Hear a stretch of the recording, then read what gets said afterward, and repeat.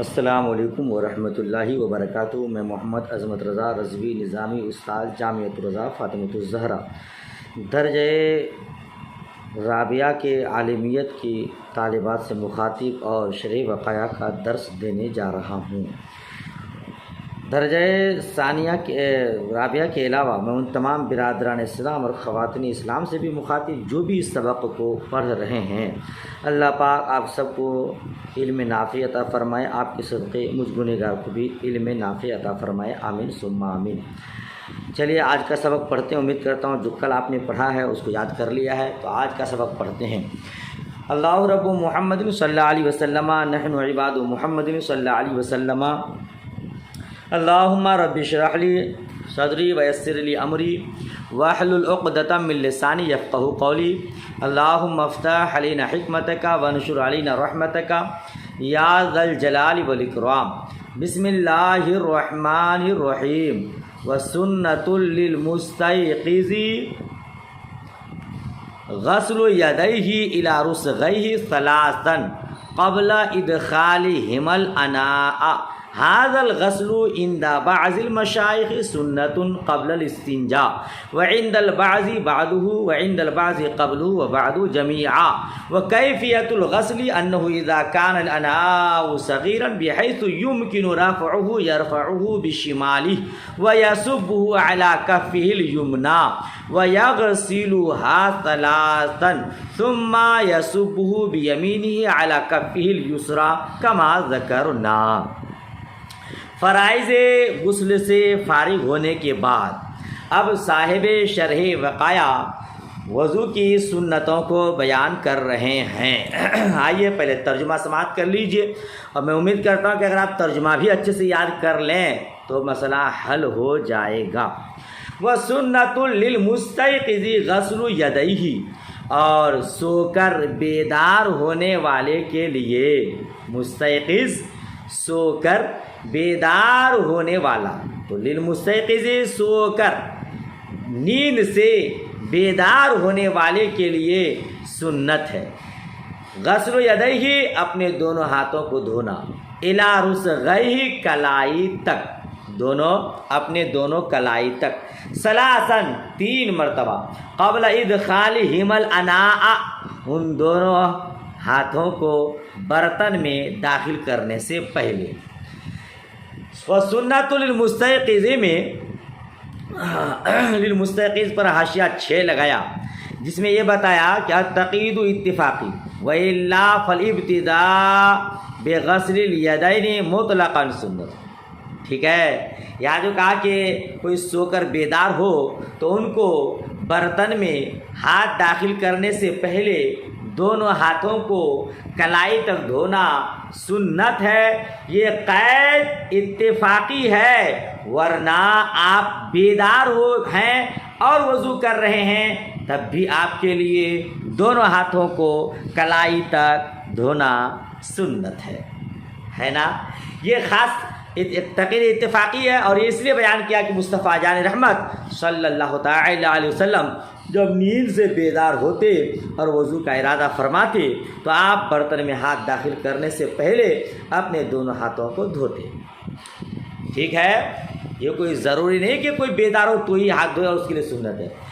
آگے فرماتے ہیں ھذا الغسل عند بعض المشائخ، یہ دھونا بعض مشائخ کرام کے نزدیک سنت ہے، قبل الاستنجاء، استنجا کرنے سے پہلے، اور بعض حضرات کے نزدیک استنجا کے بعد، جی، اور بعض کے نزدیک اس سے پہلے اور اس کے بعد دونوں۔ یہ جو کلائی تک دھونا ہے تو بعض مشائخ کرام کہتے ہیں کہ استنجا کرنے سے پہلے ہی، جب وضو شروع کرنا ہو اس سے استنجا کرنا ہو پہلے، تو پہلے دونوں ہاتھوں کو دھو لے، اور بعض مشائخ کرام کہتے ہیں کہ نہیں، استنجا کے بعد جب وضو شروع کرے تو اس سے پہلے دونوں ہاتھوں کو کلائی تک دھونا سنت ہے۔ اور بعض کے نزدیک پہلے بھی اور بعد میں بھی، بعض کے نزدیک پہلے بھی اور بعد میں بھی۔ آپ کے حاشیہ نمبر 8 میں بتایا ہے یہی زیادہ صحیح ہے۔ کہتے ہیں ھذا قول الاکثر کما فی المحیط وہو اصح الاقوال۔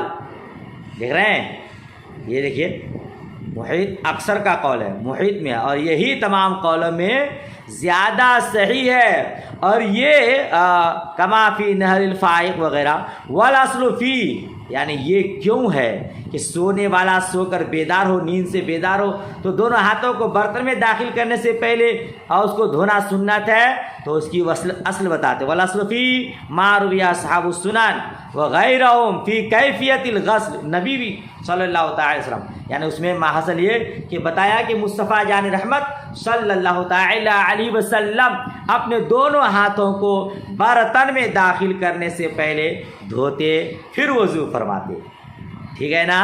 تو اسی حدیث مصطفیٰ کی وجہ سے وضو سے پہلے دھونا سنت ہے، یہی زیادہ صحیح ہے، کیونکہ حضور صلی اللہ تعالی علیہ وسلم اپنے دونوں ہاتھوں کو دھوتے پھر استنجا فرماتے، پھر دونوں ہاتھوں کو دھوتے مٹی سے ملتے، پھر آپ وضو شروع کرتے، ٹھیک ہے؟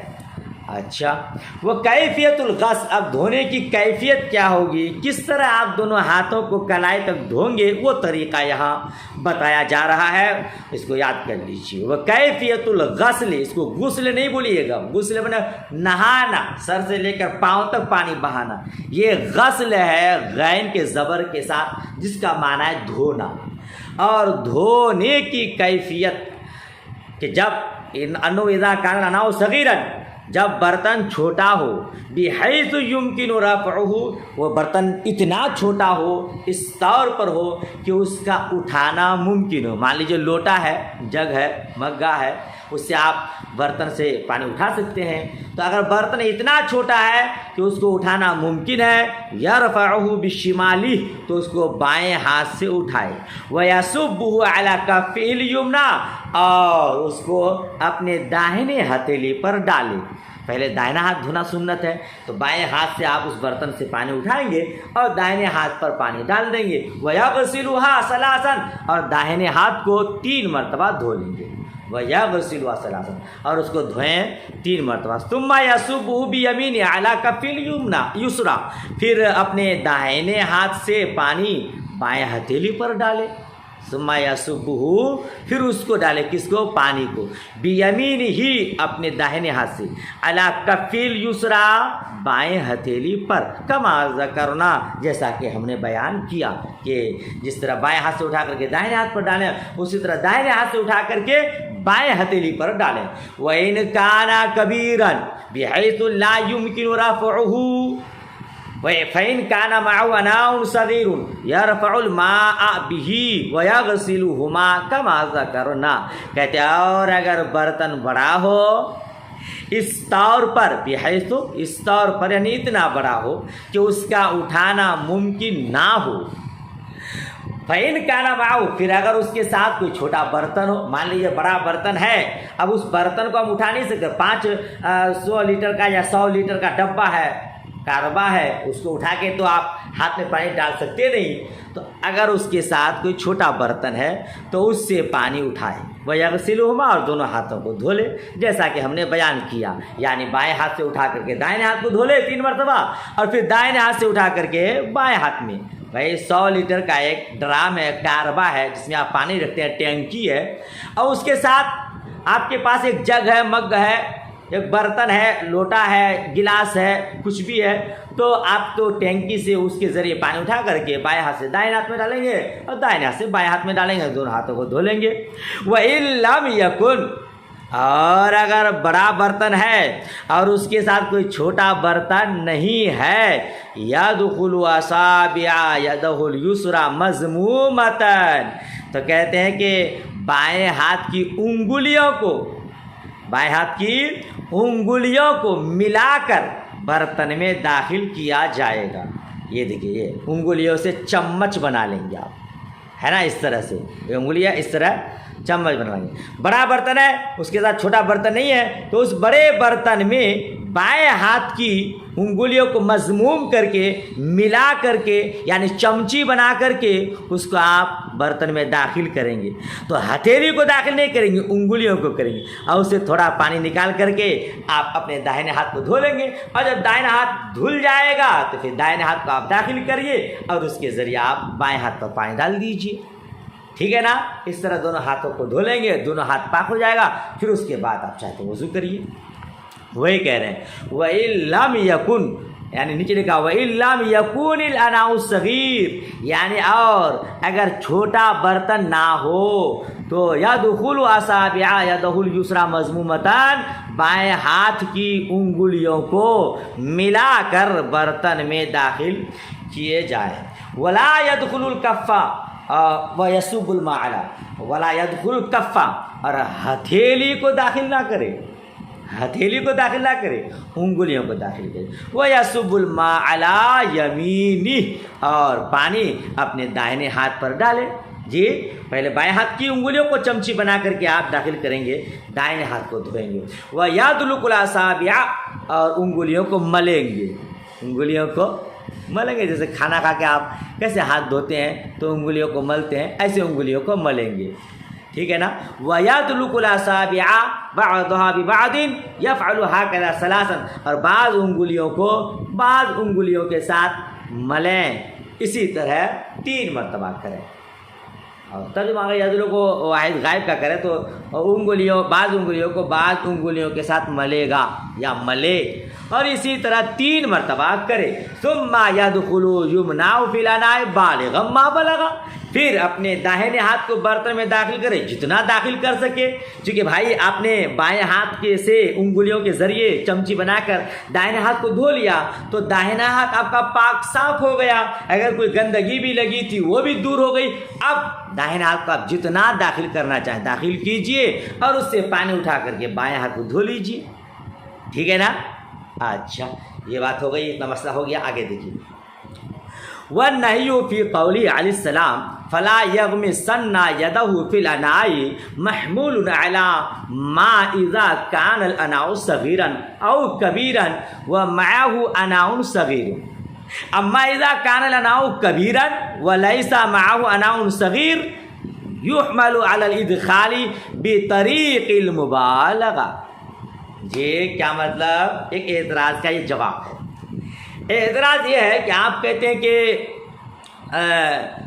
برتن میں ہاتھ کو آپ داخل کریں گے, بائیں ہاتھ کو کی انگلیوں کو چمچی بنا کر داخل کریں گے اور داہنے ہاتھ کو دھو لیں گے. حالانکہ نبی علیہ السلام نے برتن میں ہاتھ داخل کرنے سے منع فرمایا ہے. ٹھیک ہے نا. تو پھر آپ کیسے کہہ رہے ہیں کہ داخل کریں گے؟ یہ جواز کا طریقہ کیسے ہوگا, یہ جائز کیسے ہوگا جبکہ حضور نے منع فرمایا ہے, ممانعت ہے داخل کرنے کی. ٹھیک ہے, یہ اعتراض ہے, اسی کا جواب دے رہے ہیں. خلاصہ بتاتا ہوں. حضور نبی مکرم صلی اللہ تعالی علیہ وسلم نے جو منع فرمایا ہے کہ ہاتھوں کو برتن میں داخل نہ کرے کوئی, یہ اس وقت ہے جب کوئی چھوٹا برتن ہو, یعنی کوئی مجبوری نہ ہو تب, کوئی ضرورت نہ ہو تب. لیکن جب ضرورت ہو تو پھر داخل کر سکتے ہیں. سمجھ شریف میں بات آ رہی ہے. حضور صلی اللہ تعالی علیہ وسلم نے برتن میں ہاتھ داخل کرنے سے جو منع فرمایا ہے وہ بلا ضرورت. سمجھ رہے ہیں؟ جب ضرورت ہو تو الضرورات تبیح المحظورات, ضرورت تو محظور ممنوع چیزوں کو بھی جائز کر دیتی ہے. ٹھیک ہے, اسی کو بتا رہے. دیکھیے ترجمہ سنیے.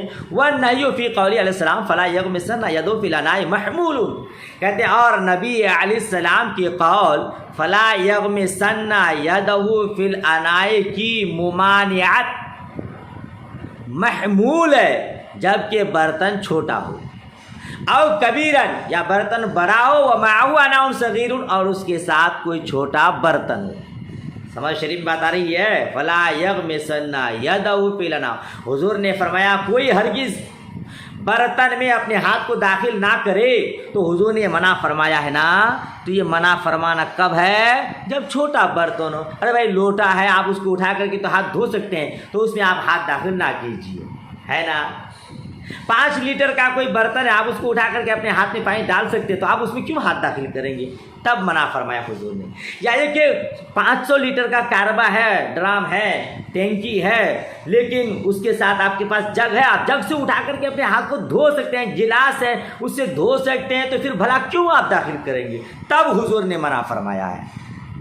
سمجھ رہی بات آئی؟ وہی تو کہہ رہے ہیں نبی علیہ السلام کی قول فلا یغمسن یدہ فی الاناء میں ممانعت محمول ہے، جب کہ برتن چھوٹا ہو یا برتن بڑا ہو اور اس کے ساتھ کوئی چھوٹا برتن ہو، لیکن جب برتن بڑا ہو ولیس معه اناء صغیر اور اس کے ساتھ کوئی چھوٹا برتن نہ ہو، یحمل علی الادخال بطریق المبالغہ، تو محمول کیا جائے گا ادخال پر بے طریق مبالغہ، یعنی اب ایسی مجبوری ہے تو داخل کر سکتے ہیں۔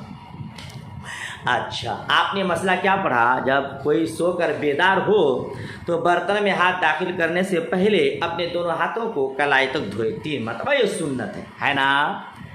کہتے کلو ذالک اذا لم یعلم علی یدہ نجاست، کہتے یہ جو مسئلہ آپ نے پڑھا یہ تمام مسائل اس وقت ہیں جب نہ جانے کہ اس کے ہاتھ میں نجاست ہے۔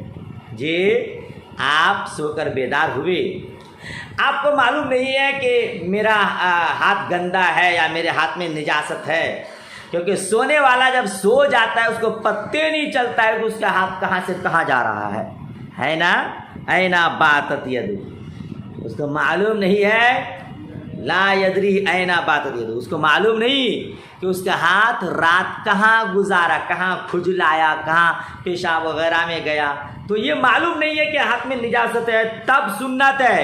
اما اذا علیما علیما، معروف مجهول دونوں بین السطور لکھا اوپر، معروف مجهول علیما علیما، فازالۃ النجاست علی وجه لا یفضی الی تنجیس الاناء او غیرہ فرض، لیکن جب